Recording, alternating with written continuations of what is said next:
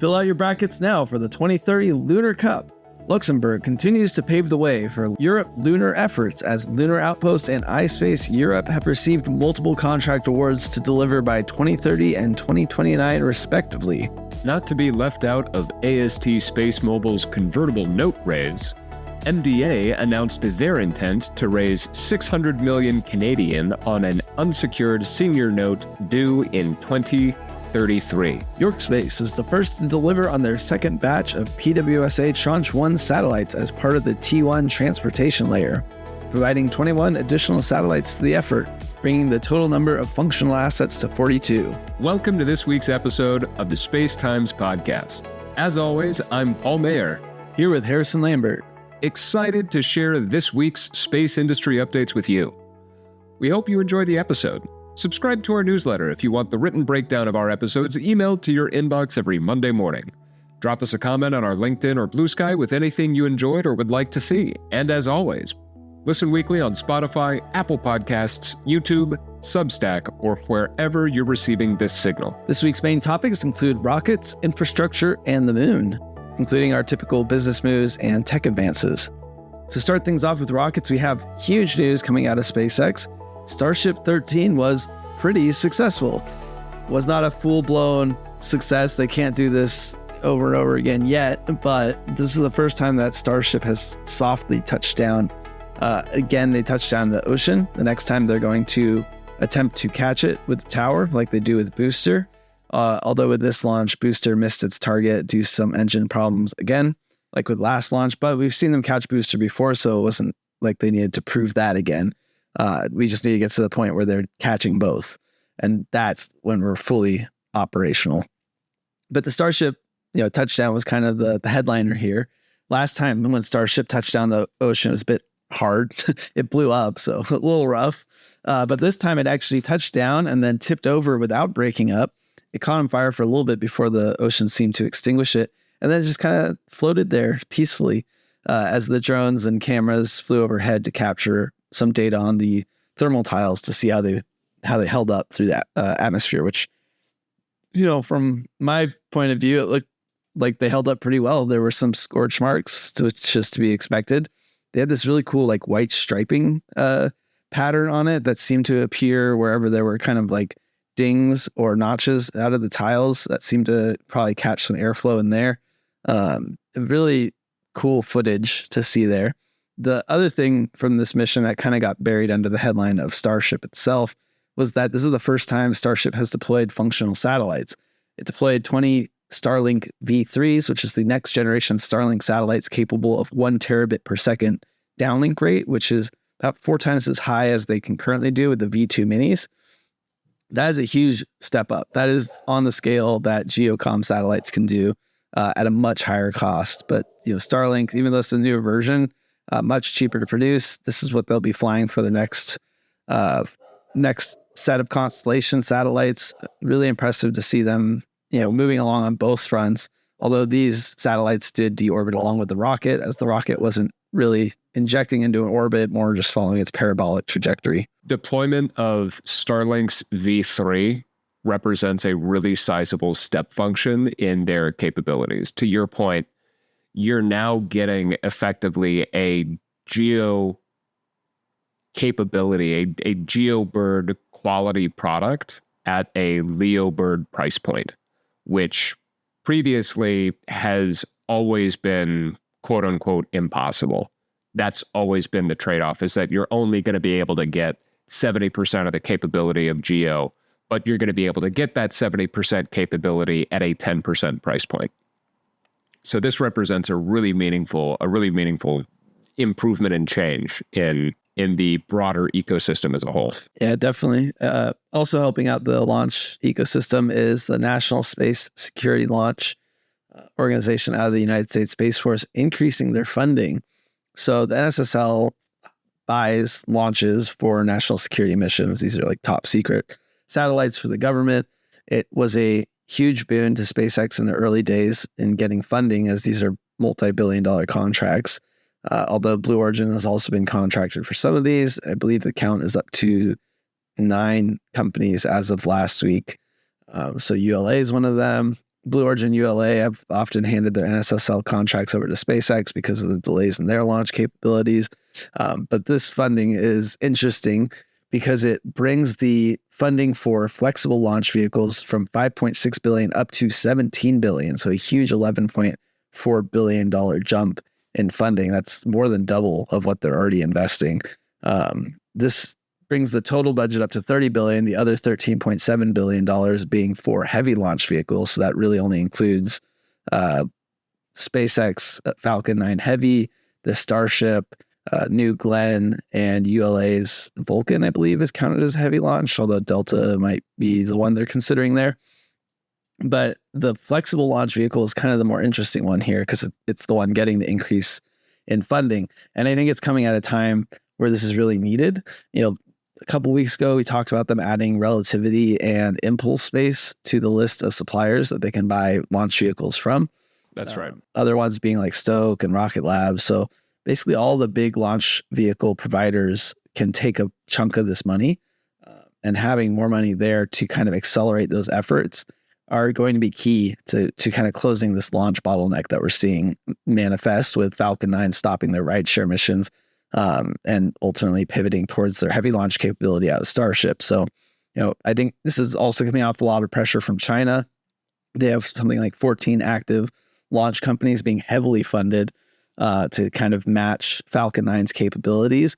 And I think the US is seeing that their programs are sort of stagnating. SpaceX continues to be the only reliable launch provider out there, while we have, half a dozen other companies that are really close, and they could just use some more money to get them there. I'm curious as to what your thoughts on this, but I would imagine this is actually pretty bad news for AST. That AST Space Mobile going out trying to raise so that they can specifically acquire a launch provider.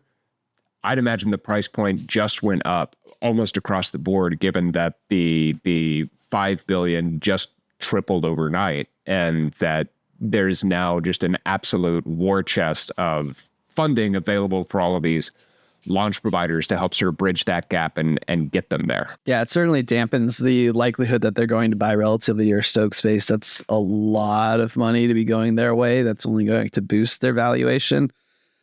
I don't think it's going to hit their valuation right away, because neither of them are really raising. And I don't know, maybe it would make them more reluctant to sell because they think they'd be valued at a higher price point. And AST wouldn't really be a good fit for national security launch. Their only concern is getting a rocket for their spacecraft. So it would almost be in competition and kind of undermine some of, Relativity or Stoke's capability to capture some of those NSSL contracts. So right. I think it does push them more towards ULA, which, they've had NSSL contracts, but they've been losing them due to issues with Vulcan. And just this week, Lockheed, Boeing, they've had to put more money into ULA to keep it afloat because of all these extra costs from the failures with the solid boosters on the last launch. So they're under even more pressure. It's been very clear from Lockheed and Boeing that they want to kind of rid themselves of this burden, but they're keeping it afloat just because of obligation. Sure. They're under a lot of pressure and a lot of interest to get rid of ULA. I don't think that puts ULA in a strong position to be sold, but it would probably come at a nice price point for AST. So, I could see it being an appealing option for AST, although I think they would just be inheriting a lot of the problems and it would further burden them. That being said, I think AST has done really well with their spacecraft, so maybe they have a little extra engineering capability to push towards the rockets. If they were to purchase ULA, then it might make sense for them. Sure. I think I think largely I agree with you that the fact that there's now so much more effectively military or government capital entering into the launch market here basically means that the willingness to sell, the equivalent price point for any of those potential players with the NSSL contracts just went up. Because in order to go and work with AST Space Mobile, they would, to your point, mostly need to forego that government contracting, being able to deliver on those contracts as well. So, the opportunity cost for any of those current launch providers just went up. And I agree with you that there's a lot of downward pressure on ULA, they've had a lot of difficulties with the Vulcan rockets. And I think that puts AST Space Mobile in a little bit stickier of a position. We said that we thought sort of Relativity and Stoke Space would be some of the best candidates for them because of the sort of proximity in vehicle size to what their actual needs are, and because of the relatively small amounts of tech debt that would need to be sort of paid down. So you're right that, this puts a lot of downward pressure on the price, I would argue, for ULA, but you're buying a distressed asset effectively for a reason. Like, it's not distressed because of a roll of the dice. It's distressed because of all the tech debt that it's had so much difficulty solving and sort of paying down. So, you're sort of swapping one problem for another. The current problem that AST Space Mobile has in access to reliable launch for the problem of, well, how do we actually engineer the launch vehicle itself? So should be interesting. I kind of agree with you that I think that Vulcan, that this makes an AST Space Mobile acquisition of ULA more likely, but still think that the technical hurdle to closing that case successfully is really high. Over to China, we have Legend Space raising $29.5 million angel round led by Oasis Capital, as well as a handful of other Chinese investment firms, for AI development of rocket engine technology. So this is a Beijing-based company that was founded 6 months ago by a professor from Peking University. It is a very quick timeline to raise such a large amount of funding. $30 million for an angel round is kind of insane. Like nothing I've seen in the US or Europe. And it's kind of in line with how China's just been dumping money into their space industry. And, I think the fact that AI is attached to this makes it just an easier case to pour money into. The technical details behind it is that they're using their Prime software, which is a simulation design platform that uses deep learning models.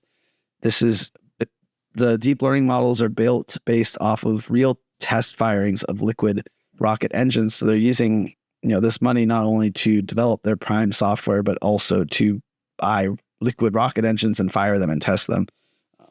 Probably also partnering with, one of those 14 Chinese rocket companies that we're talking about to generate that data. And also planning on using some of those funds to build out scale manufacturing facilities. So not just developing the rocket engine technology, but also actually manufacturing it and supplying it to these rocket providers, which, I think there's a number of different trends here that they're going to capitalize off of. One of them is one that's kind of universal across the launch industry, regardless of country, which is that there are certain key components that are really a bottleneck for rocket engine production. One of them being like rocket engine nozzles have been a thing that certain companies are actually specializing in to try to produce more of them. And I think that, using the AI modeling to create different nozzles and different parts like that would actually benefit them for, different launch profiles and that sort of thing, especially with such a variety of different launch vehicles that they have. And I think that, the amount of money that China is pouring into their launch vehicle industry would benefit from having a more dynamic supplier chain, especially one that can move to scale, as the number of launches that China wants to do is high, very high. It's like thousands of launches a year. And they're starting from zero. Whereas, at this point, the US has a couple of years head start on them. SpaceX, Blue Origin, they've been around for a couple decades, but we haven't really seen their cadence of launch pick up until the last couple of years. China has kind of closed that 2-decade gap extremely quickly by benefit of being that second mover. So I think they're really only a couple of years behind in terms of catching up on cadence.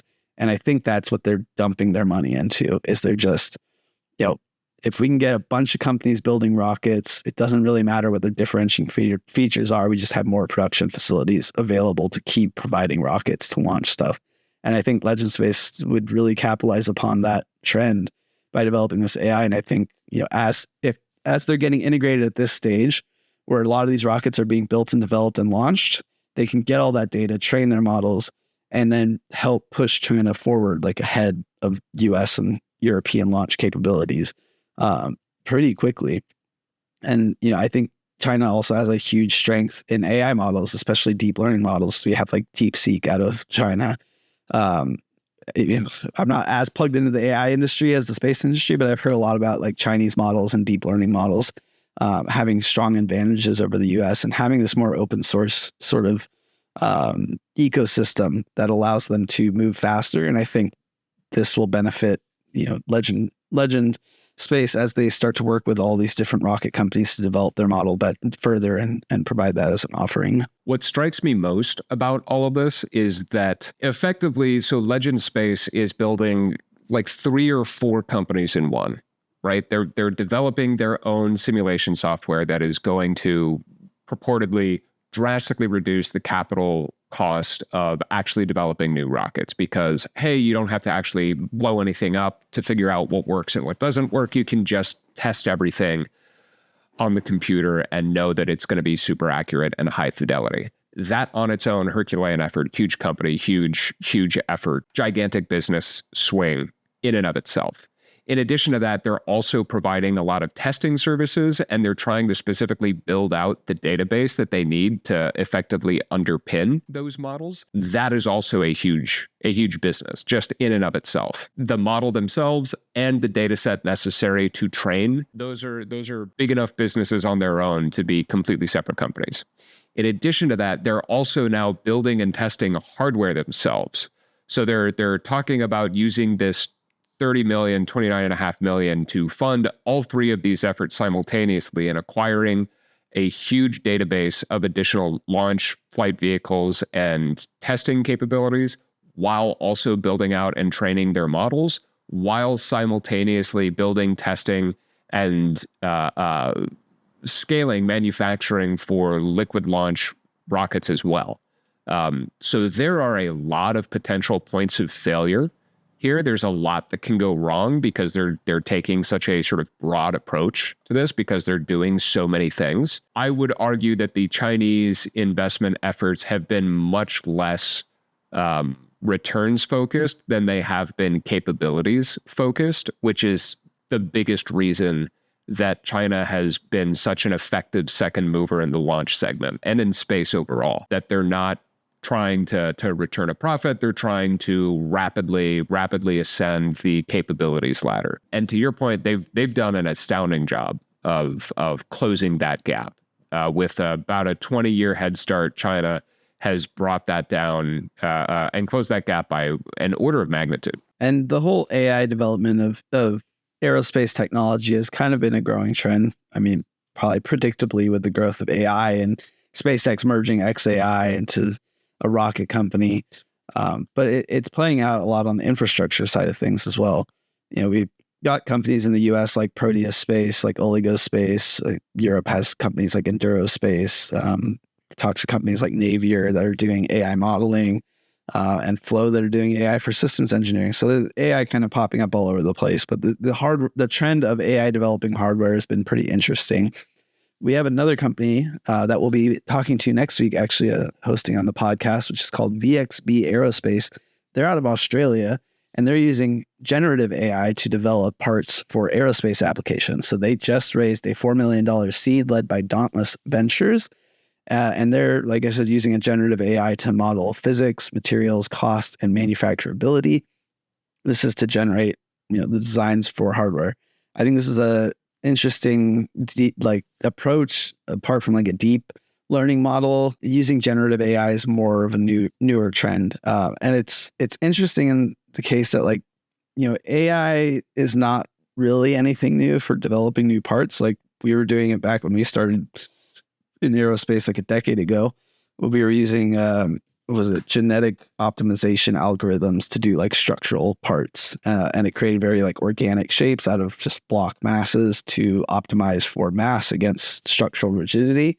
And I wouldn't call that AI. It's just like well-known algorithms that a lot of AI is based off of, but generative AI not so much. Like some deep learning models use algorithms like that, but generative is kind of more of a different approach. I think it's one that's been a little more hesitant to be used in aerospace because it's a little less traceable. And I think, one of the issues with like U.S. aerospace is it's very tied to the defense sector, and there's a lot of hesitancy in using parts that aren't designed by a human or have heritage or are traceable back to like original design decisions. So it's interesting to see countries like China having a more aggressive approach towards AI, and some of the AI approaches in the US being purely for like commercial space applications.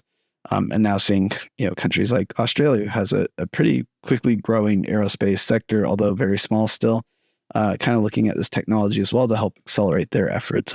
Yeah, I'm really excited to talk with the team at VXB, friends of the show where we go way back, but they have been working on their tech stack for a good little while now and have made some really impressive progress with it. They have some meaningful traction globally and are in the process of sort of breaking into the U.S. market and have some meaningful traction and relationships here as well. So it'll be really good to talk with the team there and sort of get their update, hear what they've done, and congratulate them on the seed raise. One of the big trends that we are seeing sort of with the AI adoption in space is very much this, I'll say, more risk-seeking attitude. Traditionally, space has been one of the most risk-intolerant industries in the world. In large part, if something goes wrong, it's going to be sort of a catastrophic failure. There's very few things that will actually like sort of be hand wavy fine if something goes wrong. As far as a space or orbital project goes. And so, the reason why traditional defense and national security and more prime contractors are so AI averse is because of the sort of unknown risks associated with AI. And those unknown risks are becoming more known, and it's, we're able to define some of those unknowns a little bit more clearly. But the point being that, macro level, big picture, it's all just risk aversion. That's what it all boils down to, is that if this hasn't exactly flown before X amount of times in the exact sort of configuration, there is going to be a risk associated with it, and we don't want any of those risks. And so, that has run hand in hand with some of the really slow acquisitions processes that we've seen. And so, AI being more allowable and more integrated into the acquisitions process, into the innovation process, into the industry as a whole is sort of inevitable, given how much of a premium and how much of a priority the DoD and the Pentagon and U.S. acquisitions are placing on actually being able to get the latest and greatest capabilities into their fleets, into their tool set. So because AI is now becoming a part of the aerospace and the space industry's capability set, there needs to be a simultaneous willingness to incorporate those technologies and take the risks that we have to in order to sort of keep up. Yeah, speaking of risks, one of the riskiest components of aerospace are fluid systems. So there's a company called Delta Vision that just raised 10.2 million euros, led by KT Ventures, to scale out their fluidic systems supply chain. So fluid systems, and we talk about rocket systems failing, it's oftentimes that. We talked about like a lunar rover, the IM-1, having a fluid system problem when it was trying to go to the moon and end up missing its injection orbit. Countless other examples. Fluid systems are a pain in the butt. they technical term. Yeah. They rely heavily on, like tolerance, accuracy, silly things like Teflon tape, which, over time cycles and just time sitting around, and, having stiff or solid connection points can be really challenging, especially when you're under launch loads as well. And going through like thermal cycling in space can expand and contract those joints and cause a lot of problems, and other handling fluids, which a lot of times can be corrosive and damaging. So just overall, a very difficult system to kind of get right. One that's generally matured with the industry, but still, just given that we're having an increasing dynamicism in the way systems are built, the need for fluid systems that just work is still there.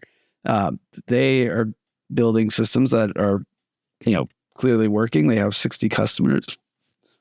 Clearly working. They have 60 customers, which is a good validation of their technology. It includes the European Space Agency's Argonaut lunar lander. So they're operating on a variety of different applications, from launch vehicles to lunar landers, satellites. And this funding is intended to increase their production capacity up to 5,000 valves per year, as well as other prop components that include a modular refueling stack, fluidic couplers, utility interfaces, and integrated refueling modules. So I think the thing that stood out to me here is the refueling aspect of it. Things like fluidic couplers and utility interfaces, that's pretty standard. You need valves and whatnot for just about any fluid system. But refueling systems, like, that's pretty new. We've talked about a couple of companies like Orbit Fab or Spatium kind of leading the charge on this new wave of refueling capabilities, but there hasn't really been a standard that's been deployed at any scale.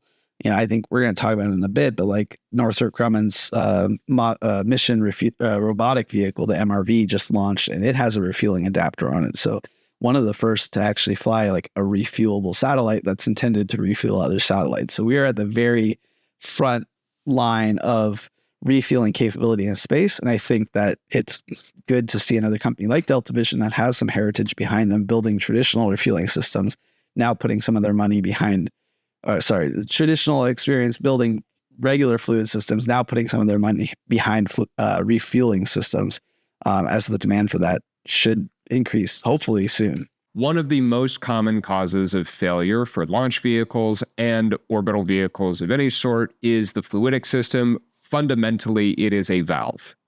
Usually when something fails or something goes wrong, it's most commonly going to be due to a valve.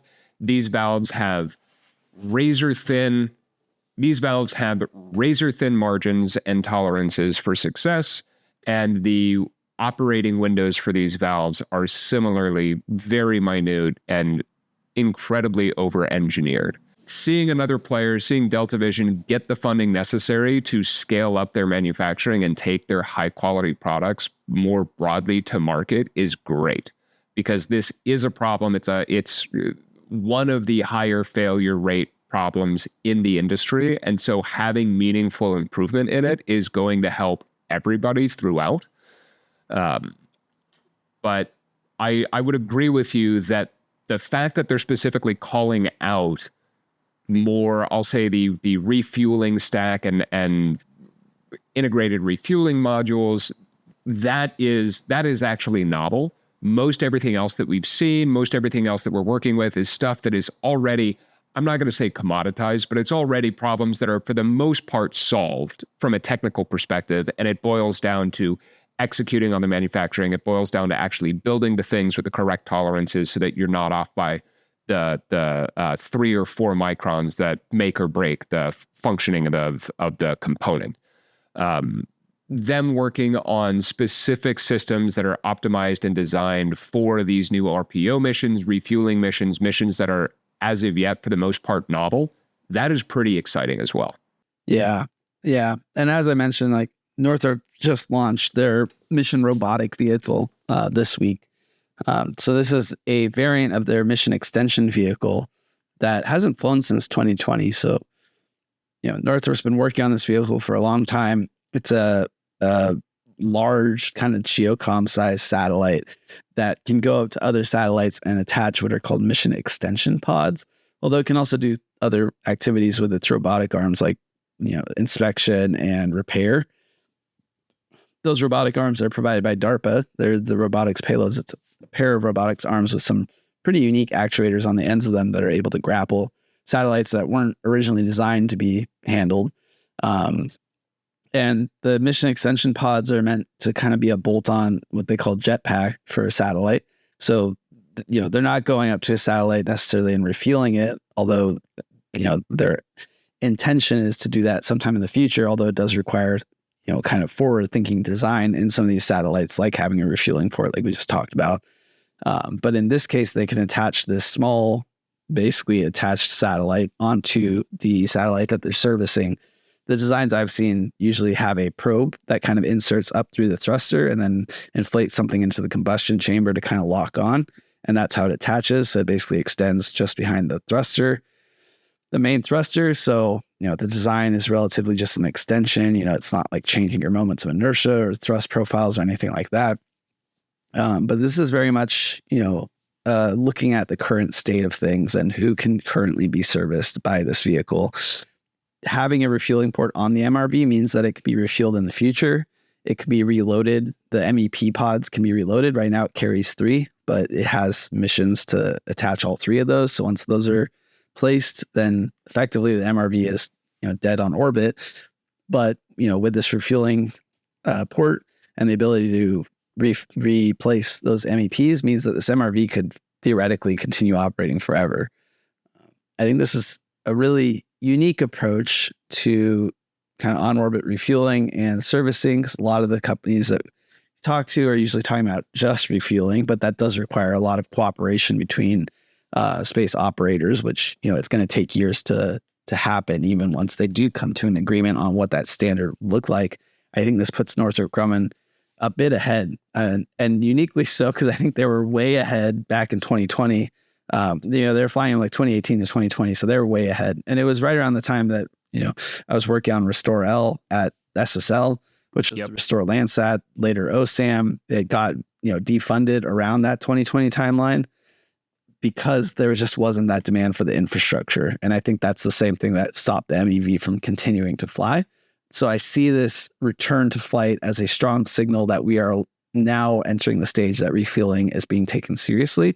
And we're hearing talk about it across different industries. There's the UK and the US Air Force accepting standards for refueling ports, which has strong government signals that they're taking this seriously as well.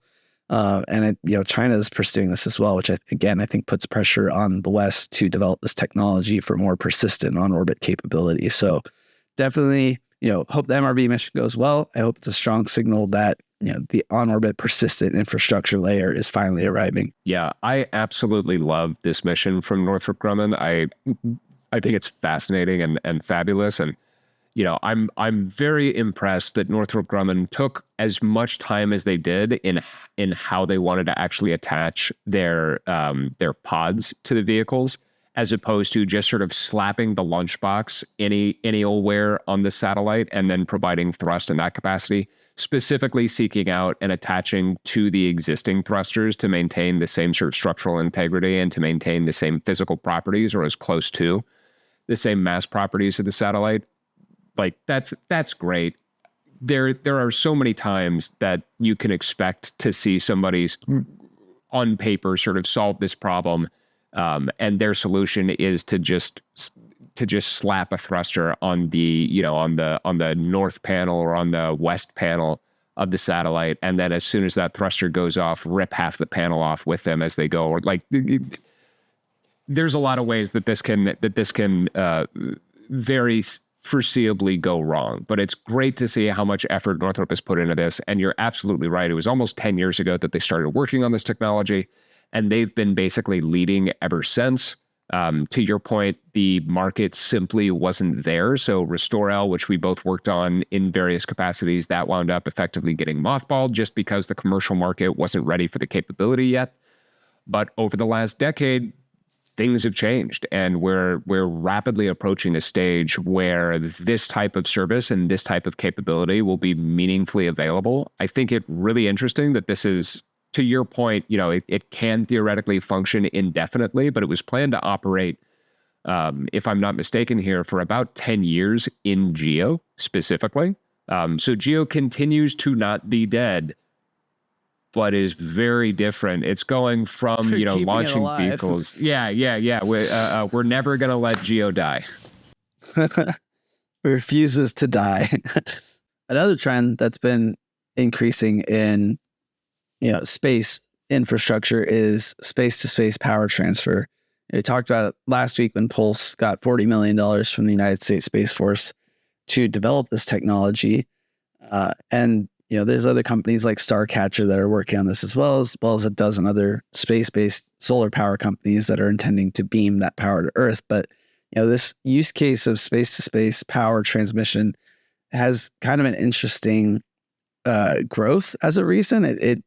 It was unlike refueling. It never really had like a too early stage, which could maybe indicate that right now it's a bit too early. But there is a lot of money being pumped into this technology.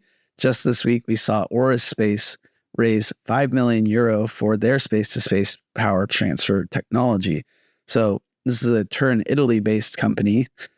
So the EU is now kind of pursuing this technology right off the back of the US funding it through government contracts, with their demo planned for 2027 on board of a D-Cubed spacecraft, which I found pretty interesting because D-Cubed already has a space-based solar power mission planned for 2027 with Arrakis, which is another European space-based solar power company, although I think they're more intended for terrestrial beaming of solar power. So, D-Cubed, German actuator company, they're working with Nano Avionics, I think, for the bus. So there seems to be this kind of consortium, which is very common with the EU, to develop this sort of technology for commercial applications, with obvious purpose being extending operational capabilities of spacecraft, increasing the duty cycle that they're able to operate at, basically giving spacecraft the ability to operate when they don't have enough sunlight, or just giving them more power to be able to be more capable.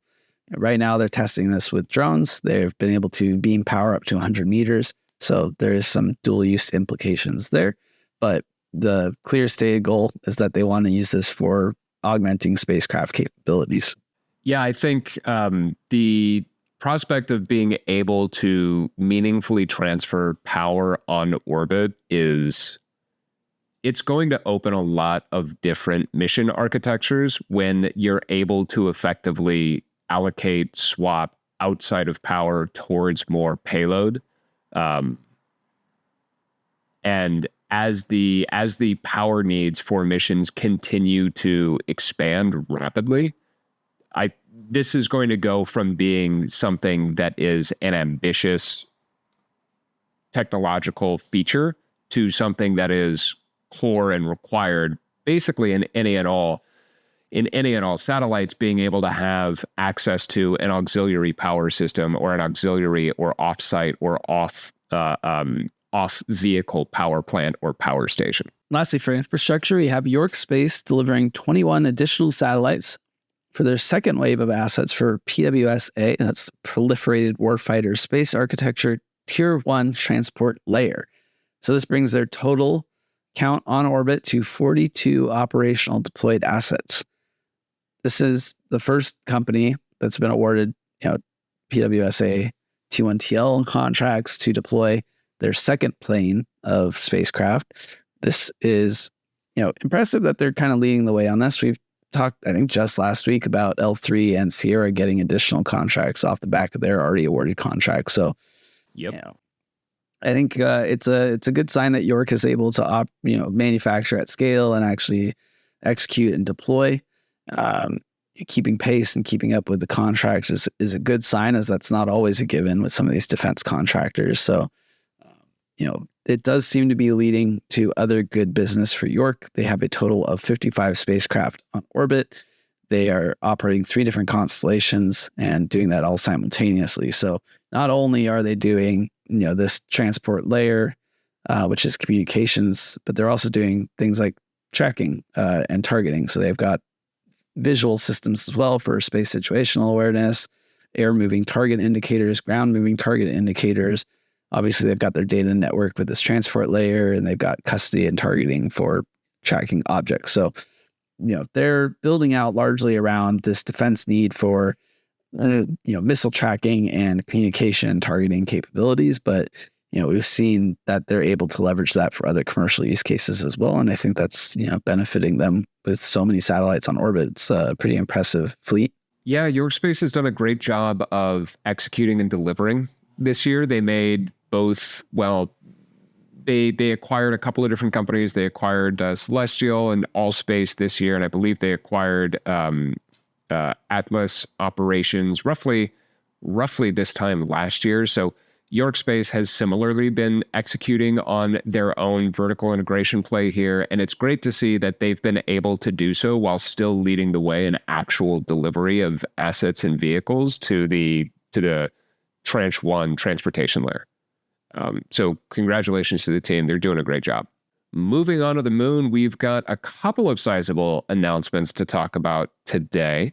The first few of which all involve Luxembourg. So Lunar Outpost, the Luxembourg-based European company, has joined the ESA Moonraker mission.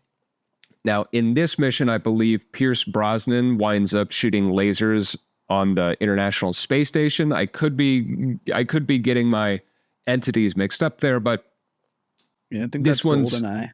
Oh, you're right. You're right. It's Die another day.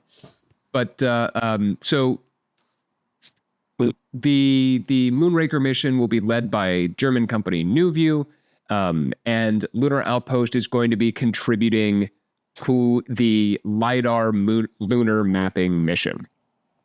Lunar Outpost is going to take control of the thermal design and the model-based systems engineering efforts. And in order to help de-risk and achieve flight heritage for some of the critical components necessary for the Moonraker mission, they're going to be flying their TACOs, the thermal architecture components, and some IOD/IOV payloads funded by the European Commission in LEO flight later this year to gain some of that heritage for the mission. The mission itself is scheduled to launch in 2030, which we spoke about a little bit earlier. But this is not the only major announcement coming out from Lunar Outpost, as they've also announced a partnership with NVIDIA. So simultaneous to their working on multiple different moon missions and multiple different lunar efforts here, they're already announcing a partnership with NVIDIA to put their Jetson platform and to bring their CUDA libraries with them to power sort of edge compute, onboard data processing, real-time lunar mapping, which again is the purpose of the Moonraker mission, and some advanced autonomy capabilities and communication capabilities across their sort of bevy of different lunar programs. This includes the LV-2 mission, the Lunar Vehicle 2 mission, which is scheduled to launch later this year, as well as LVs 3 and 5, which are future missions that will enable human-robot interaction on the moon in situ. And what I find interesting about this is that it's a publicly announced partnership, but I cannot imagine that this partnership between Lunar Outpost, somebody who is building and sending hardware and physical infrastructure to the moon, I can't imagine that they are the only people out there who would partner well and have a meaningful use case and meaningful opportunities to leverage NVIDIA or other AI leading companies, edge compute and hardware in those lunar and deep space environments. So I find it interesting that this partnership is explicitly called out, but I'd be astounded if NVIDIA weren't already trying to partner with Intuitive Machines and Blue Origin and everybody that we've spoken about on the different CLIPS missions and everybody that we've spoken about who's going to be sending different lunar landers and building out different aspects of the key infrastructure for the moon-based missions as well. Yeah, definitely nothing unique. I mean, NVIDIA is partnering with a lot of space companies now that they're more focused on space industry. It's pretty much like if you want a GPU on your spacecraft, who else are you going to go with? I think it's mostly just Lunar Outpost trying to get more media attention for their company, which, you know, having this pair of announcements is pretty good. I mean, there are lunar companies, so I would expect them to be on lunar missions. Having AI to do some of this stuff is cool. I think it highlights the fact that not only are they doing some of this like lunar mapping stuff for ESA, but they're also planning to do actual like on planet operations, like these human robot interaction stuff. So yeah, I think the GPU is going to be useful for that LiDAR, as they call out, mapping that much data and creating a more scalable approach to this that can be used for operations on the moon is going to be kind of key for a persistent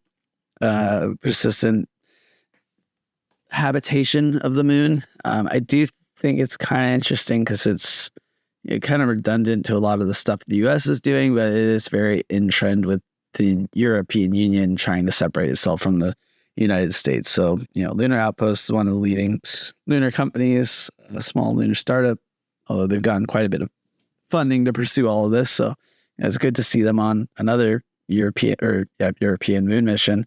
And it's going to be it's a key component needed for the moon, like having better ideas of the lunar surface, especially for things like lunar landers, as we've seen in the past, have a lot of trouble landing on certain sites when they don't have enough data available. And we've even seen like LiDAR failures for landers as they approach the lunar surface. So this kind of technology is really key for being able to do lunar lander capabilities. And I'm sure for future activities like human habitation and just rovers mapping and traversing the lunar surface. Well, don't worry. The Moonraker mission, which will map the lunar surface in 2030, is going to be a key input and a key component for iSpace's Magpie mission, which is slated to deliver their lunar rover to the surface of the moon in 2029. So a whole year earlier? That's right. So a key component here. But, iSpace, the Japanese-based company, they have won a $65 million contract from the ESA through their iSpace Europe effort to continue developing and to deliver on the Magpie rover. Like I said, they're doing this. The current goal is to have this mission complete by the end of 2029. Though if that does slip, there are some benefits to potentially delaying that launch to increase the likelihood of success with a better map of the lunar surface from some of these other missions that we've discussed. But nobody ever wants to plan for schedule slipping. Nobody wants to rely on the success of another mission for their own mission's success. So iSpace is going to be developing and delivering this asset over the span of that time. The $65 million contract from the ESA will be augmented by an additional sort of 100 to 110 million euros from the Japanese parent company over approximately 4 to 5 years through Japan's Space Strategy Fund to support the mission's development and execution. I think the thing that stands out to me the most about this is that Japan is having such success with contracts in Europe. Like, keep talking about Astroscale winning contracts for like RPO and ISAM services, and now iSpace winning in Europe for a lunar rover. I think it's kind of interesting that Europe is willing to spend so much money on foreign development of really advanced technology. I don't know if it speaks to like Europe's inability to develop such advanced technology more so than it speaks to Japan's unwillingness to fund such advanced technology. It could just be that there's good cooperation between Japan and Europe, and they want to maintain that in some way. I think it is really smart on the part of Japan that they're able to capture some of these contracts.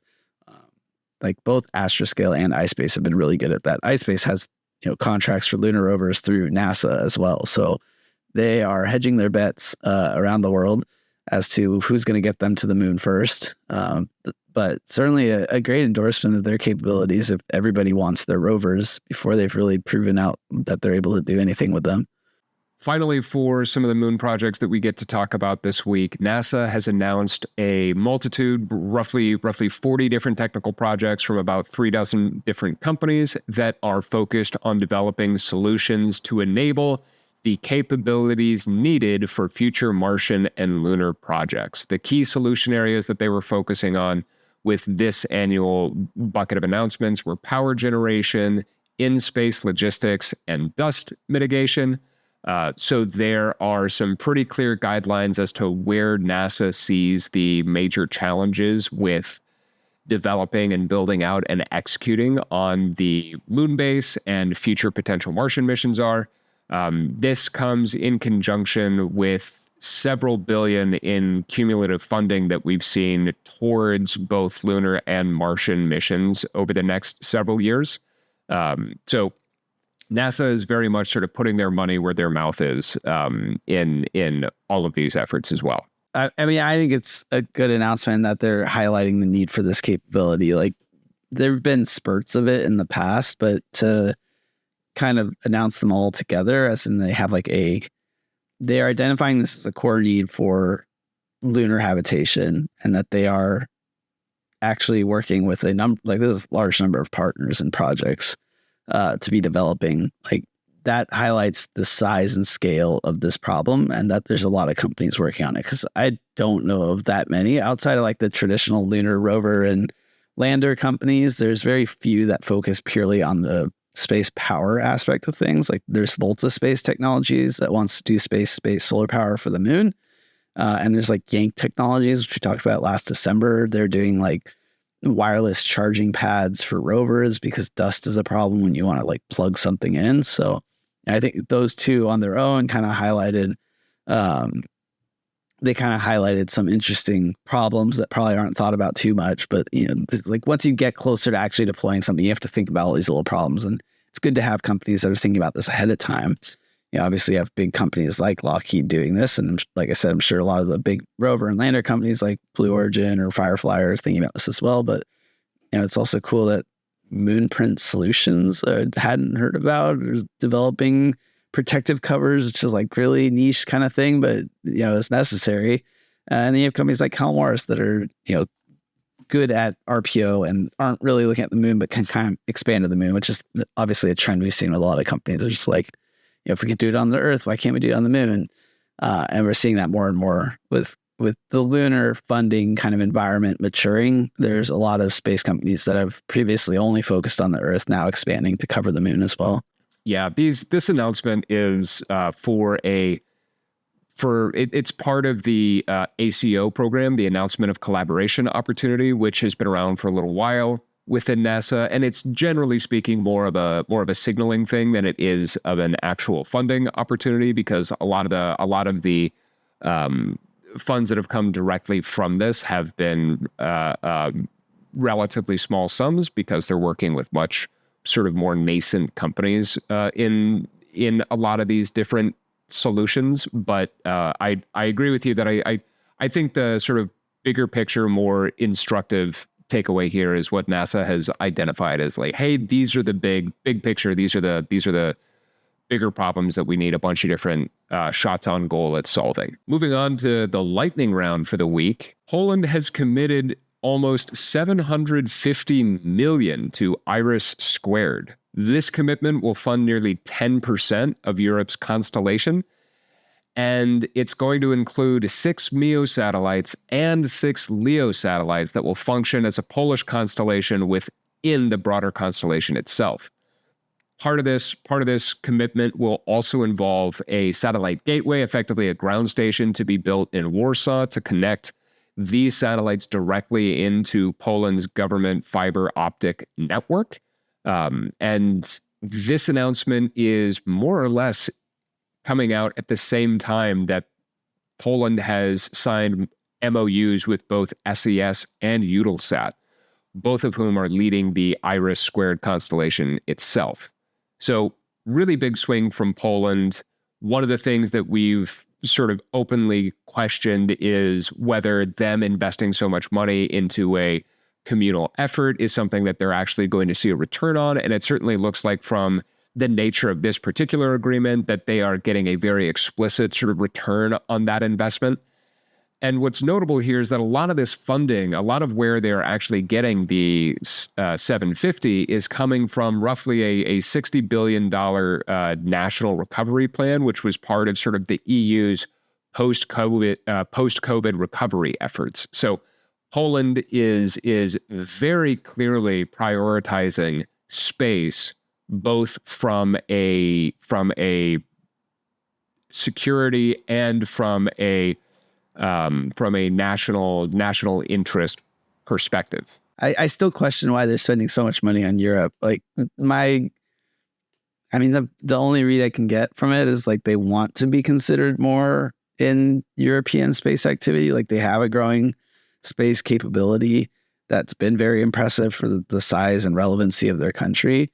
But, they just spent $500 million on the ESA, and now they're dropping 745 million. It's like over $1 billion from Poland. So like a lot of larger countries don't spend that much on space, and to not even spend it on their own country. Like we were marveling at like the Rheinmetall contract, which was around the same size, like 1.2 billion. Or no, it was more. It was billions of dollars, but it was on Germany, obviously on top of their investments in the EU, but like they're a much bigger country than Poland with a much larger presence in the aerospace industry. So I just find it odd that they keep funneling their money outside of Poland, seemingly in the hopes that some of it comes back in the forms of better partnerships and more involvement in the lower levels of supply chain and contracting for actual production. The IRIS² one, I think is an odd choice because it's one of those programs that's been kind of far out, and they had that Radmore joint venture like 2 months ago. So they're fully intending to build out their own sovereign, quote unquote sovereign, European sovereign, some consortium, ability to build communication satellites. So I'm surprised they wouldn't rather spend that money developing their own communication constellation. Now, granted, it's a proliferated constellation, so you need significantly more than $1 billion to do that. And maybe this is just their way of kind of getting their stake of this while they build out their own sovereign capability. But I don't know. I'm surprised they have to stake so much money to get some piece of IRIS² when I'm sure they would want Poland involved in it regardless. Elsewhere in Europe, ICEYE has won a series of different contracts for monitoring missions, both for the Korean KT-SAT and for the Canadians for both flood monitoring and wildfire monitoring, respectively. So ICEYE, probably the most successful synthetic aperture radar company out there, based out of Europe. They've been expanding from their primary value add and their primary product offerings from sort of the defense, imaging, national security sector, which is where they got such lucrative deals in Germany and in Europe more broadly. And they're providing now more, I'll say, commercially viable products with wildfire monitoring, flood risk monitoring, effectively environmental hazard monitoring in completely different geographies as well. Granted, we've seen a lot of increased partnership between Canada and the EU, between Canada and the ESA. So one could sort of argue that the wildfire monitoring contract for Canada is itself sort of through that same European channel, that it doesn't actually represent a very sizable shift in their geographic focus, but their contract with KT-SAT represents their ICEYE sort of Pacific efforts getting and growing some traction. We've seen them expand into Japan earlier this year or late last year. I forget exactly when, but ICEYE continues to sort of win contracts globally, and their secondary product offerings sort of outside of defense and national security are gaining some traction. Yeah, I mean, they've been winning a lot of these kind of contracts. We don't really cover it because there's so many. But this one stood out, not the Korean one. That one's, they've gotten a number of flood contracts. I think they had one like Portugal and one in Virginia recently. But the Canadian one was kind of curious to me because we recently talked about Canada canceling its like $4 million contract, like $40 million. They canceled a wildfire contract with Spire satellite that was going to fly an Aurora Tech thermal imager, which is a German thermal imager. And it wasn't clear who was going to get that contract because the way they phrased the cancellation was like not that it was anyone's fault and not that they were stopping the program, but just they wanted to go their separate ways. So I was kind of waiting to hear who they would pick, but this announcement didn't come out of Canada, it came out of ICEYE. But it's conspicuous to me in that, how many Canadian national wildfire contracts are there? To me, this reads like it has to be that one. And it's very interesting that ICEYE won it, as it's still a European company, kind of like, Spire Aurora Tech wasn't a Canadian company either. So Canada definitely looking outside of the Canadian space ecosystem to fulfill this need. And particularly interesting that they picked a SAR platform, as like SAR is not particularly good at seeing fire. Although with most wildfire applications that you look at, it's that they're looking for heat signatures, like Aurora Tech would have. I'm working on one that's using like smoke signatures, but SAR seems to be like it would look for burn scars or like trees that fell down. It's a really interesting approach to doing wildfire detection that I haven't seen before. So I just think it's an overall interesting approach to wildfire, the wildfire application, to Canadian space applications, to ISI. I don't think ISI's won a wildfire contract before, so I do think this is an interesting development for them. And it's an interesting development for that Canadian contract, since I'm pretty sure it's the same one. Sticking in Europe, Onera has selected AMOS to build the French SSA telescope. Belgium's AMOS was selected to build Providence, a 2.5 meter ground-based telescope to provide detailed images of satellites in LEO. Their goal is to hit a 10 centimeter resolution at 500 kilometer altitude, and their desired launch date or operational date will be early 2029, meaning that they want to be able to also observe and collect scientific data for the Apophis flyby when that asteroid passes by Earth later in 2029. I think that's the one that Don Quixote spacecraft is supposed to go to. We just talked about that a couple weeks ago. I think it was Spain, some Spanish company got the contract for it. But it is interesting. Like, I think the U.S. is trying to go to Apophis as well. So there's a lot of attention on this Apophis asteroid, which will be cool to have this telescope. It is pretty powerful, 10 centimeters at 500 kilometer altitude. It's pretty good. Nothing terribly new. Like, SSA is a thing. It's been a thing for a long time. It's definitely getting more popular recently. There have been multiple reports in the past week highlighting the growing debris gap as far as orbital debris goes, the growing gap in the full map and understanding and knowledge of all tracked and now untracked debris that is up there. Yeah, but this doesn't seem to solve that problem. This seems to be more like not at all. Like an investigate, like we see with Worldview, how they image other satellites to get more detail. Like this 100%. Is an impressive resolution. Like, it's something we really only see from other spacecraft imaging other spacecraft. So I don't doubt there are US observatories that are a little more under wraps that are able to reach this resolution already.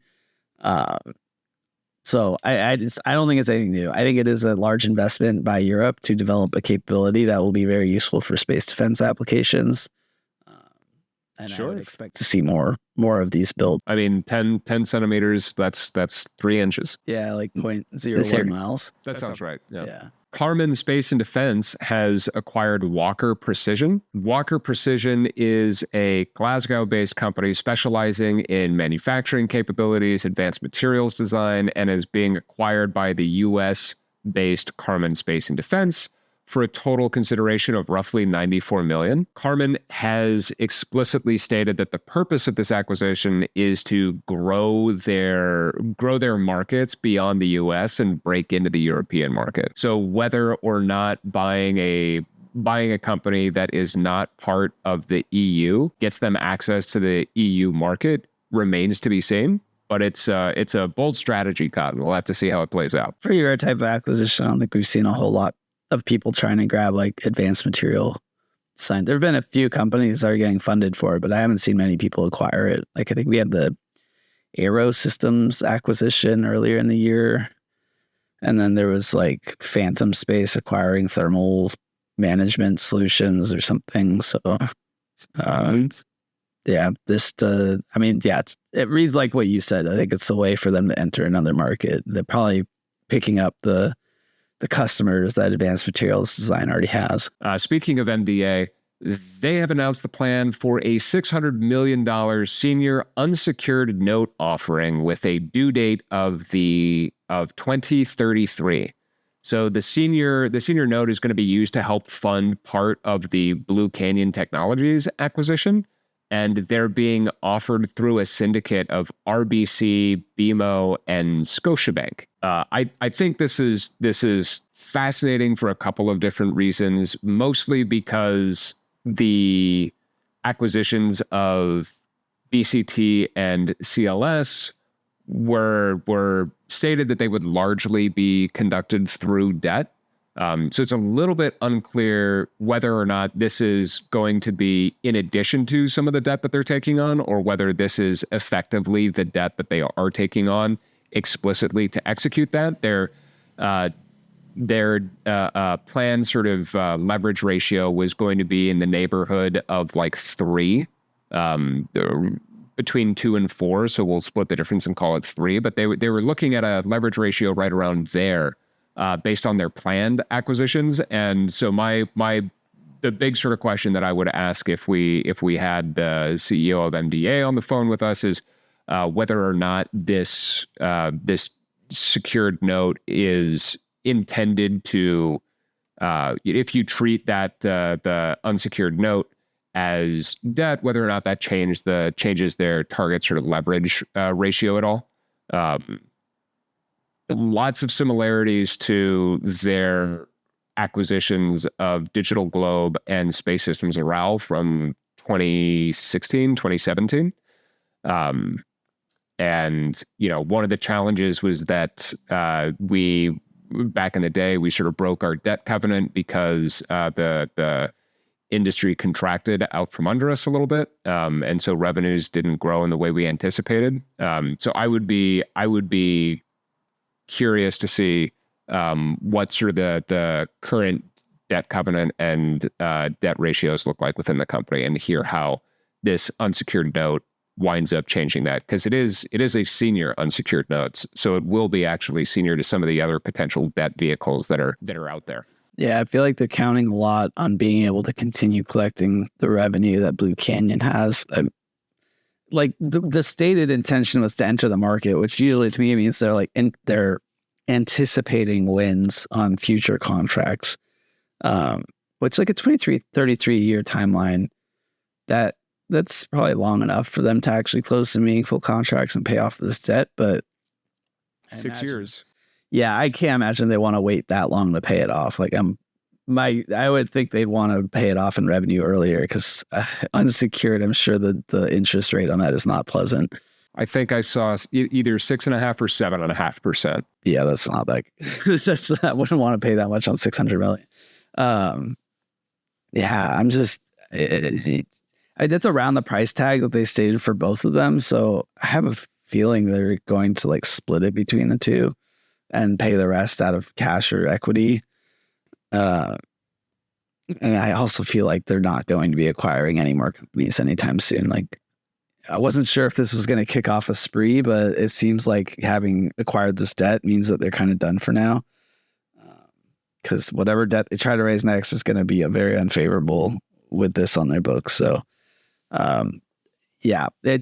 altogether, I think it's we talked about it last time. I think it's a very ambitious play. Like, I think MDA is just doubling down on their bets for their constellations, their Aurora platform, their Chorus constellation. Like, they think they have a good product. They want to get it into the hands of Americans and Europeans.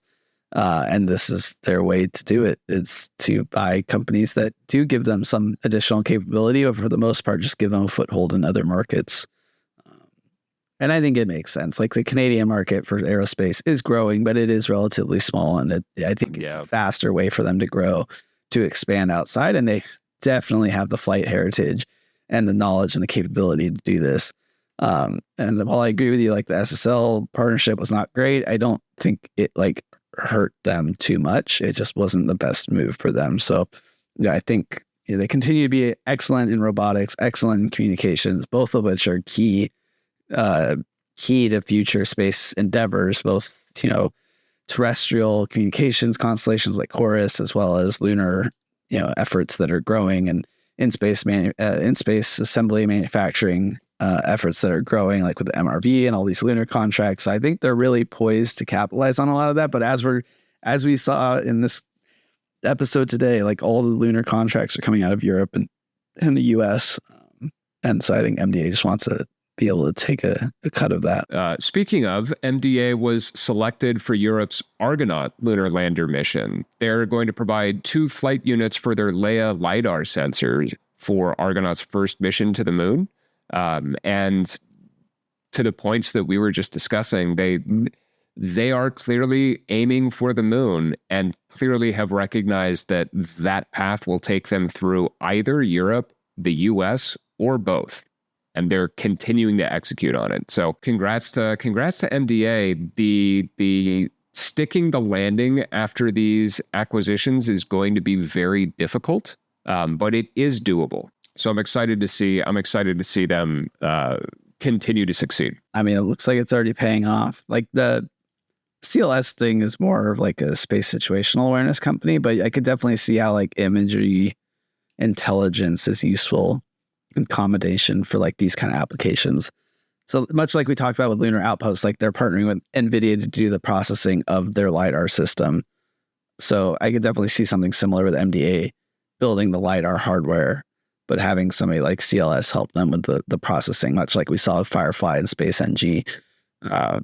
But obviously there's also the benefit of like now they have a European foothold. They're more favorable for some of these contracts like Argonaut, which I think is really interesting. There's 2 separate lunar LiDAR missions in 1 week between Moonraker and Argonaut. Right.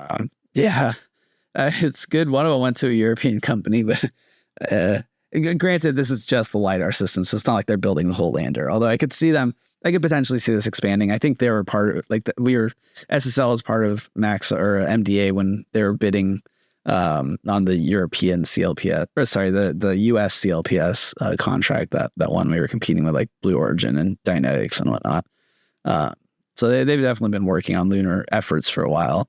It's good to see that paying off. And, I think they can build on this momentum because Europe, like we're seeing, they're kind of playing catch up. They're throwing a bunch of darts at the board and seeing what sticks. And I think MDA can scoop up a lot of that. And when it comes to US, I think it's a little tougher to get into that market, but we have seen companies like iSpace, which is Japanese, win contracts, usually in subcontractor roles, which is kind of what Blue Canyon usually is a subcontractor.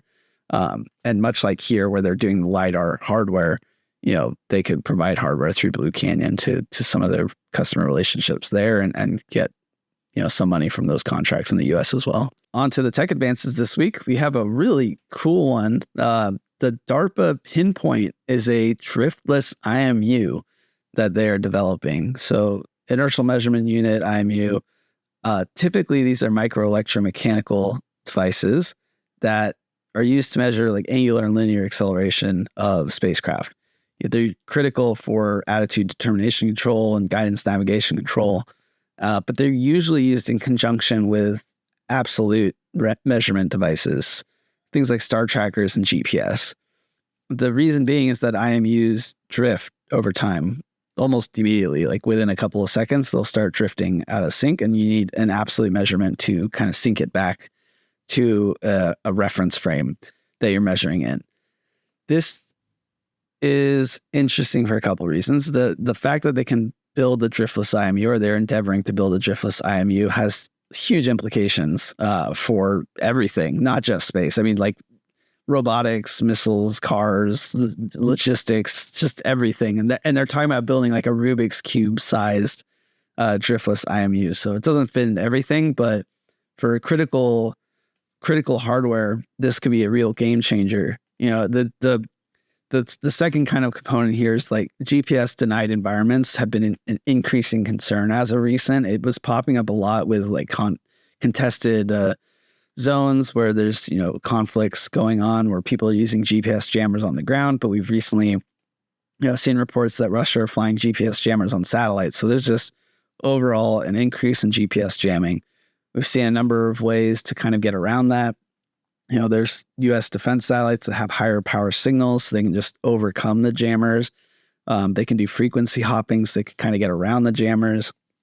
We've talked to a couple companies now, like Aerodrive and Peregrine Space, that have talked about using, lasers and other autonomous systems to provide alternative position navigation and timing solutions. So there's a lot of people working on creating an alternative to GPS. What I find really interesting about this DARPA program is that it doesn't even need GPS. It doesn't need to get around. It doesn't need to provide an alternative to GPS. It can just ignore it.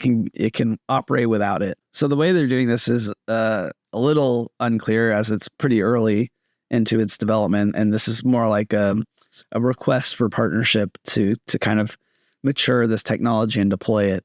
But it's based on a number of different programs ongoing underneath DARPA under their highly accelerated learning of vibratory systems program, which includes 4 different programs: Cloak, Horcrux, Levitas, and Nimbu. And these are all different efforts within DARPA to develop new manufacturing and design systems for the actual MEMS device. So typical MEMS device use a thin, flexible material that can be measured through some sensor. But mechanical materials, they have, these behaviors to them that they behave under stress and strain and gravity and different loads and things like that. So they can't kind of hold still when you're not trying to measure something. So that's kind of why they drift. The core design here is they're getting away from this sort of cantilevered mechanical system that is measured, which has some strain and stress problems at the anchoring point and causes some of that drift, to a potentially levitated system that doesn't have some of those problems. So they're going into kind of a more nonlinear mechanical environment where they're kind of vibrating the system and measuring it that way. And in that way, they're able to get around some of these problems. And a lot of this is like manufacturing defects that can cause issues over time. Some of this is just the control systems that are able to measure movement at a higher rate. But all this is really interesting. It would be huge if they could come out with an IMU that doesn't drift. That means you could just fly without external inputs forever, which would be like a game changer for space mobility and in space RPO and space assembly manufacturing, like just everything, even deep space operations. Like you don't have to depend on GPS satellites that only work from like MEO down to Earth, or have any sort of like ranging solution that has time delays or issues with pointing at long distances. You could do all of this with a system that you can just carry on board. So this is a really interesting program to watch. I thought it was an interesting announcement from them about Pinpoint, and I'll definitely be keeping an eye on it to see if it actually commercializes. And lastly, for today, we have Lockheed Martin and Venus Aerospace collaborating on further development of rotating detonation rocket engine technologies. So as we talked about last week, Venus Aerospace just raised $91 million round of funding. This was a round of funding that came after a round of funding from Lockheed Martin back in October. So Lockheed's already involved with Venus Aerospace. But this is more of a joint technology development agreement. So it looks like Lockheed is continuing to invest now in terms of, customer base in Venus Aerospace. Venus Aerospace builds these rotating detonation rocket engines. They're one of my most favorite technologies because they're kind of a step change in capability for launch vehicles, which there aren't many of. Most things are incremental improvements in launch vehicles. Or you have these kind of like pie in the sky things like spin launch. But RDREs by all measures are like possible. It's just really hard. But Venus has successfully flight tested an RDRE, and that funding reflects that they are ready to actually productize that and scale that. And I think this Lockheed partnership further confirms that there is real intention behind Venus to actually deploy something useful, like the actual rocket. Now, this partnership is for missiles, so not quite the kind of rocket I like to see, but, all momentum is good momentum here. And I think that, if they're able to, build off of this collaboration, then the next logical step for them is launch vehicles. And that's where I'd be really excited to see this technology create a kind of improvement on the efficiency and the amount of mass that we can carry and the price points that we see for launch vehicles. Yeah, I'm excited to see how Lockheed Martin partners with Venus Aerospace past the immediate, I'll say, non-launch rocket solutions and products that they're focused on. Well, that is a wrap for the week's recap of the space industry. We hope you enjoyed the episode. As always, please drop us a comment, check out our socials, and follow us on Spotify, Apple Podcasts, YouTube, Substack, or wherever you're receiving this signal. Until next time, this is Paul Mayer and Harrison Lambert signing off for now.